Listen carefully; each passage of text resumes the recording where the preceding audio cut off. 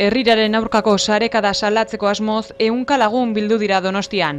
Herritarrez gain, kirol eta kulturako hainbat eragile izan dira politikariekin batera. Atxilotuak gogoan operazioa Euskal Herritar guztion askatasunaren aurkako erasoa izan dela salatu dute.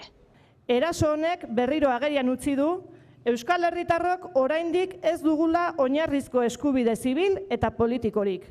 Hain zuzen, adierazpen eskubidearekin batera, batzartzekoa eta antolatzekoa ukatzen zaigula adierazi dute. Honela, Euskal Herritar gehiengoaren aldarrikapena isilarazi nahi dutela.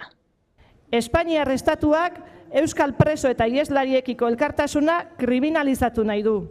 Euskal Herritar gehiengoak bere egiten duen aldarrikapena kaletik desagerrarazteko asmoz. Egoera honela, geldi ez direla egongo eta herrirako kideen bide beretik jarraituko dutela ohartarazi dute.